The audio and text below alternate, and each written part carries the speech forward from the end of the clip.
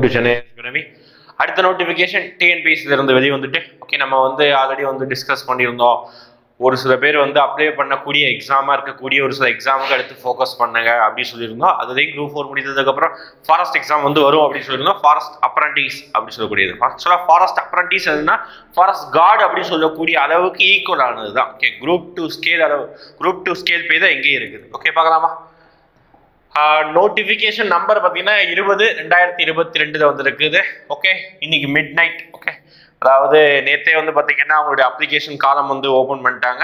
ஆனால் notification release பண்ணது, apply பண்ணக்கூடிய லிங்க் ஸ்டார்ட் பண்ணுறது எல்லாமே இன்னைக்கு மிட் நைட்டில், அதாவது இன்னைக்கு காலையில் ஒரு 12 மணிக்கு தான் இந்த நோட்டிஃபிகேஷன் வெளியிட்டு இருந்தது. ஓகேங்களா? இப்போ எக்ஸாமை பொறுத்த வரைக்கும் கண்டிப்பாக வந்து எல்லா ஒரிஜினல் சர்டிஃபிகேட்ஸ் அப்லோட் பண்ணணும், அது சொல்லியிருக்கிறாங்க. ஓகே, அப்புறம் பார்த்தீங்கன்னா வேகன்சி ரொம்ப கம்மியான வேகன்சி தான் இருக்கும். ஏன்னா வந்து ஸ்பெசிஃபிக் குவாலிஃபிகேஷன். ஓகேனா 10 வேகன்சி, அதுவும் பார்த்தீங்கன்னா 2 கேரி ஃபார்வர்ட் வேகன்சி. அது தவிர மீதி பார்த்தோம்னா 8 வேகன்சி தான். ஸ்கேல் பொறுத்த வரைக்கும் குரூப் 2 ஸ்கேல் சொன்ன மாதிரி லெவல் 20ல் ஃபிக்ஸ் பண்ணுறாங்க. 37,200. குரூப் 2 விட கொஞ்சம் அதிகமான ஒரு ஸ்கேல் தான். போஸ்டிங் நேம் வந்து பார்த்தீங்கன்னா forest apprentice. Okay, vacancy 10 vacancy. அதோட டிஸ்ட்ரிபியூஷன் ஆஃப் வேகன்சி கொடுத்துட்டாங்க. ஜென்ரலுக்கு 2, ஜென்ரல் உமனுக்கு 1, அப்புறம் பிசி, பிசிஎம்பி, பிசி ஓபிசி, அப்புறம் பிசி விடோ, சாரி பிசி உமனுக்கு எல்லாம் சேர்த்து மொத்தமாக எஸ்டிக்கு இந்த தடவை வந்து வேகன்சி இல்லாமல் இருக்குது. அதை பார்த்தீங்கன்னா மொத்தம் 10 வேகன்சியாக பிரித்து வச்சிருக்கிறாங்க. ஓகே, நெக்ஸ்ட் எக்ஸாம் அப்ளை பண்ணக்கூடிய லாஸ்ட் டேட் பார்த்தீங்கன்னா 6/9/2022. எக்ஸாம் என்னைக்கு வைக்க போறாங்க அப்படி பார்த்தீங்கன்னா ஒரு பர்டிகுலர் டேட் சொல்லாம இந்த டேட்ல இருந்து இந்த டேட்டுக்குள்ள. ஓகேவா? நிறைய ஒவ்வொருத்தவங்களுக்கும் ஒவ்வொரு நாள் நடக்கும் போது. ஏன்னா வந்து பேப்பர் 2 and 3 பார்த்தீங்கன்னா ஆப்ஷனல் சப்ஜெக்ட் எழுதுற மாதிரி ஒரு ரிட்டன் எக்ஸாமினேஷன். அதனால ஒவ்வொருத்தரும் ஒவ்வொரு நாட்கள் நடக்கலாம் நினைக்கிறேன், பார்ப்போம். ஓகே, ஃபர்ஸ்ட் பேப்பர் 1 கட்டாய தமிழ் நம்ம வந்து பார்க்கலாம். காலை ஒரு எக்ஸாமும் அப்புறம் வந்து ஆஃப்டர்நூன் ஒரு எக்ஸாம் நடக்குது. ஏஜ் பொறுத்த வரைக்கும் மினிமம் ஏஜ் 18, டிகிரி முடிச்சிருக்கணும், 21 அப்ளை பண்ண முடியும். மேக்ஸிமம் ஏஜ் வந்து 37. அதர்ஸ் ஓசி கேட்டகரிக்கு வந்து 32, எக்ஸ் சர்வீஸ்மேனுக்கு 39. ஓகே, எஜுகேஷனல் குவாலிஃபிகேஷன் இதுதான் ரொம்ப ரொம்ப முக்கியம். எஜுகேஷனல் குவாலிஃபிகேஷனை பொறுத்த வரைக்கும் ஃபாரஸ்ட்ரி அப்படிங்கிற ஒரு டிகிரி படிச்சிருந்தாங்கன்னா அவங்க அப்ளை பண்ணலாம். ஓகே, அவங்க தான் அதிக ப்ரிஃபரன்ஸ் கொடுக்க போறாங்க. ஓகே, ஃபாரஸ்ட்ரி அப்படிங்கிற ஒரு டிகிரி படிச்சிருக்காங்க. இப்போ எங்க சார் இந்த மாதிரி டிகிரிலாம் எங்க சார் இருக்குது அப்படின்னா மேட்டுப்பாளையத்துல, கோயம்புத்தூர் மேட்டுப்பாளையத்துல இருக்குது. நீங்க எங்கேயுமே படிக்க தேவையில்லை. இது எங்க இருக்கு இன்ஃபர்மேஷன். நீங்க குரூப் 4க்கு அந்த குரூப் 2க்கு தமிழ் படிக்கும் போது தமிழ் புக்லேயே சம்திங் ஸ்டாண்டர்ட் ஞாபகம் இல்லை, ஒரு புக்லேயே பார்த்தீங்கன்னா வனக்கல்லூரி தமிழகத்தில் எங்கு அமைந்துள்ளது அப்படின்னு ஒரு கொஸ்டின் இருக்கும். அதில் பார்த்தீங்கன்னா கோயம்புத்தூர் மேட்டுப்பாளையம் இருக்கும். ஓகே, அந்த மேட்டுப்பாளையம் ஊர்ல ஃபாரஸ்ட்ரி எக்ஸாம் வருஷம் ஒரு 30 பேராவது அதுல இருந்து வந்து பாஸ் ஆகி வெளியே வராங்க. அவங்க இந்த தேர்வு இருந்தால் அவங்களுக்கு மட்டுமான ஒரு தேர்வாக தான் பார்க்கப்படுகிறது. இருந்தாலும் ஆர் அப்படிங்கிற ஒரு கேட்டகரி கொடுத்துட்டு மற்ற பேச்சுலர் டிகிரி, அதுக்கு ஈக்குவலான பேச்சுலர் டிகிரி சொல்லிட்டு இவ்வளோ கேட்டகரி கொடுத்துருக்காங்க. ஓகே, இவ்வளோ கேட்டகரி கொடுத்துருக்காங்க. இதுல இருக்கிறவங்களும் தாராளமாக அப்ளை பண்ணலாம். அதாவது பிஎஸ்சி அப்படிங்கிற ஒரு டிகிரிக்குள்ள இவங்க எல்லாமே வருவாங்க. பிஎஸ்சிக்குள்ள அதிகமான மெம்பர்ஸ் இந்த பாட்னி, கெமிஸ்ட்ரி, அப்புறம் பார்த்தீங்கன்னா மேத்தமெட்டிக்ஸ், அப்புறம் பிசிக்ஸு, அப்புறம் சுவாலஜி, இந்த மாதிரி சப்ஜெக்ட் எல்லாம் படிச்சிருப்பாங்க. அது போக இன்ஜினியரிங், எல்லா இன்ஜினியரிங்கும் கலந்துக்கலாம். All engineering subject including agriculture engineering, எல்லா இன்ஜினியரிங்ஸும் தாராளமாக பார்ட்டிசிபேட். அநியாயத்துக்கு பி டிகிரிஸ் நிறைய பேர் இருப்பீங்க, அவங்க எல்லாருமே பார்ட்டிசிபேட் பண்ணலாம். ஓகேங்களா? அப்போ இது வந்து எல்லாருக்கும் ஒரு எக்ஸாமாக தான் இருக்குது. என்ன ஆர்ட்ஸ் படிச்சவங்க மட்டும் மேபி இந்த எக்ஸாமுக்குள்ள வர முடியாது. சயின்ஸ் பேக்ரவுண்ட் எக்ஸாம் மட்டும் தான் இருக்குது.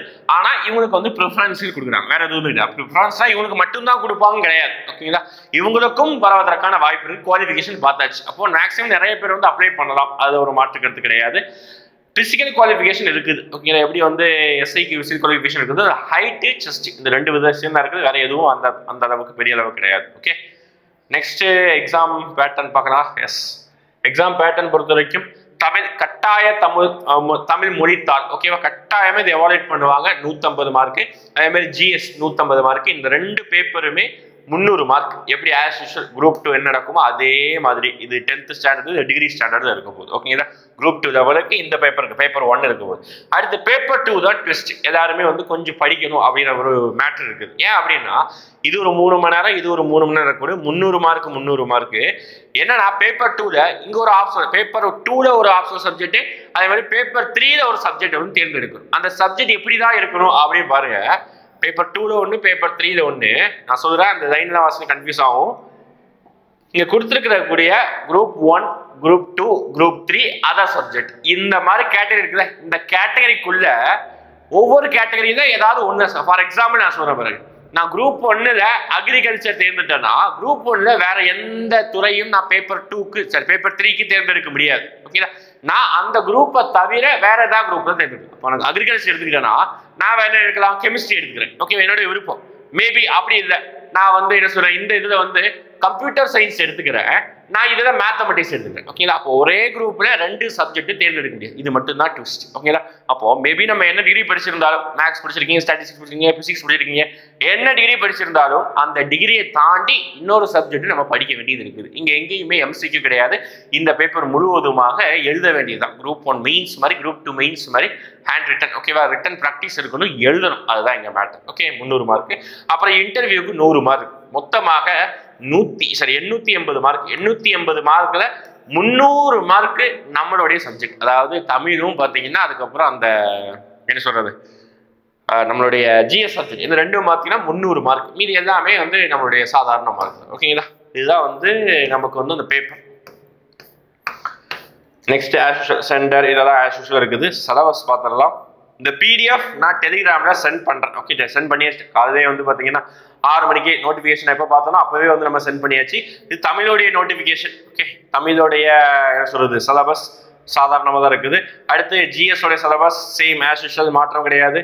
அடுத்து பார்த்து ஜிஎஸோடைய தமிழ் சிலபஸ். அடுத்து இது ஒவ்வொரு சப்ஜெக்டோடைய சிலபஸ். ஓகே, ஆப்ஷனல் பேப்பர் நம்ம சூஸ் பண்ணுறோம்ல, அக்ரிகல்ச்சர் சூஸ் பண்ணி அக்ரிகல்ச்சருடைய சிலபஸ். இதெல்லாம் வந்து அந்த சப்ஜெக்ட் ஸ்பெசிஃபிக்காக இருக்கும். ஓகேங்களா? அதே மாதிரி பார்த்தீங்கன்னா இது என்ன subject, yes animal husbandry veterinary science. அப்புறம் பார்த்துக்கிட்டிங்கன்னா எஸ் பாட்னி. இந்த மாதிரி ஒவ்வொரு டிகிரி படிச்சவங்களுக்கும் ஒவ்வொரு சப்ஜெக்டா இந்த இருக்கக்கூடிய மொத்தத்தில் ஒவ்வொரு குரூப்ல இருந்து ஒவ்வொன்று மொத்தம் 2 சப்ஜெக்ட் தேர்ந்தெடுத்து எழுதணும். ஓகேங்களா? முடிஞ்சவங்க ஓகே, இது யாராவது வந்து விருப்பப்படுறீங்க தாராளமாக அதுக்கு அப்ளை பண்ணலாம். ஒரு பேப்பர் நம்ம படிச்சது தான், அதை ரிவிஷன் மட்டும் விடுங்க. இன்னொரு பேப்பரை முடிஞ்சால் ஓகே, அது ஃப்ரெஷராக இருந்தீங்கன்னா தாராளமாக அப்ளை பண்ணுங்க. ஃபாரஸ்ட்ரி டிகிரி முடிச்சவங்க கம்பல்சரி எஃபர்ட் போட்டு உட்காந்து படிச்சு வந்து பாஸ் ஆகி எழுதி உள்ள போயிருங்க. ஓகேங்களா? தேங்க்யூ.